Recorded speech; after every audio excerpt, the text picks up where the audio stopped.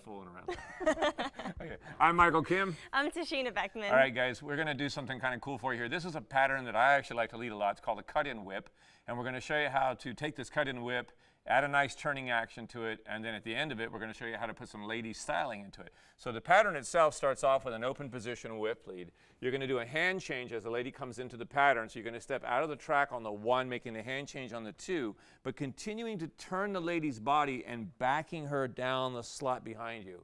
So if I led a regular whip, I would do that with just my left hand. I would rotate her around and let her go back onto the foot. But I'm doing the same thing by changing hands on the way in. So the first 4 beats are counted as 1, change hands, 2, move back, 3, and 4. You want to make sure the ladies pass behind you before you back across the track so you don't clip her with your left heel, guys. So we're going to get to that point first. Then I'm going to draw her forward and hook my right foot at the same time and take the hand in between us. So I've released my right hand hold, and I'm going to wait until my partner's back is on me, where it's facing, I'm looking right at the middle of her back. So right now we're going to turn in tandem together for the rest of the turn all the way back, and I'll reach back with my right hand and pick up her free hand, which is again the same hand I started with.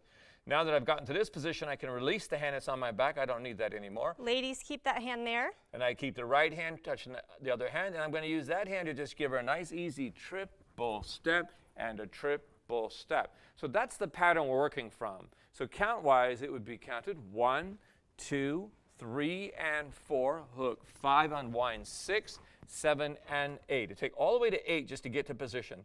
Then roll her, triple step, and triple step. One more time from this angle.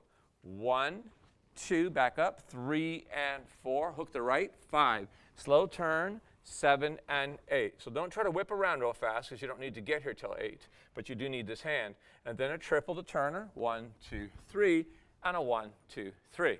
And ladies, when he's doing that, I'm making sure to keep my turning footwork very tight underneath me. I'm not traveling on those turns. Actually, let's run this way one time. Okay.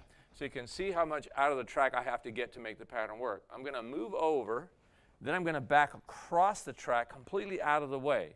And then I'm going to hook, and as I'm unwinding, I'm going to lean a little bit back into the track. So you can see by now, we're side by side again. Then I'll pull back out of the way to lead the turn, back into the track to finish the action. So you can see all the different angles that are important to learn for that one move. Now, the move itself is actually really cool, guys. So you can lead this with anybody. It's really easy to follow for the lady as well. But the ladies who are a little bit more advanced may want to embellish this a little bit. So I'll let Tashina tell you what she would do with this move. So there's 2 areas where we're going to offer embellishment ideas for you. So the first one is 1, 2, 3, and 4. On this part right here, I'm going to step on my left and do a spiral, spiraling my right in front. And then as he releases, I release that right leg into a fan. 7 and 8. And we'll go from the top. Take a look at that again. So 1, 2, 3, and 4. She slowly spirals and releases the leg so it kicks out in front of her, comes back around and picks up the hand. Do you want to do it from this angle? So they can... That's the same one we came from. Okay. So we'll come from this angle. That'll be more interesting. Okay. So 1, 2, 3, and 4, 5, 6, 7, and 8. Then the spin that's coming up, this is a free spin, meaning the lady is turning without contact in the hand, but there's an immediate catch. Once I release the hand, I catch the back. But it's the way I catch the back that makes this pattern more comfortable for the lady. As soon as I've rolled the lady released, I put my arm across her back, but I'm putting the top part of my hand, not the flat part of my hand, but the edge of my hand, and I'm curving it around her back as she's coming around the turn. And I'm leaning into her just a little bit and then back out again to send her out. So she's like being guided on it, not being carried. Big difference. Okay, so again, from this wind up, I roll, pick up the waist, and I turn and look. And one thing that really helps me with these leads is I don't keep my eye on her while I'm picking her up. I only keep an eye on her when I actually make contact, but then I turn my head at the same time we're making the rotation, so that it gives a nice follow through on the lead on the way out, and I don't run her into me or get hit in the face by an arm. So from this, as soon as she turns, I touch and I look over that shoulder, and off she goes into the pattern. And I love what she's doing with this right now. It feels really cool because it actually molds to my hand. So as I'm here and I step onto the left foot, when I transition my weight to the right, I'm taking my right side and dipping it and doing a layout, taking my left arm up and over his, and then I just take 2 steps to get out of it. And when I'm doing that, I'm thinking of the rotation happening and taking me around to help guide and keep the pattern moving. It's very slick, very slick. So 1, 2, 3, and 4. Hook your 5. Wait for her to get there. Catch the hand.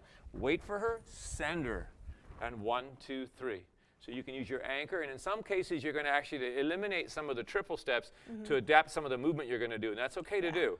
If you're doing it with a purpose, then it works out really good. So again, 1, 2, 3, and 4, 5, 6, 7, and 8.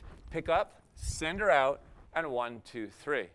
And that'll give you a really nice pattern. It's called a cut and whip with a little extra styling for the ladies on the end. So I hope you guys enjoyed that. We're going to come back in about 2 seconds, and we're going to show you what it looks like to music. Stick around.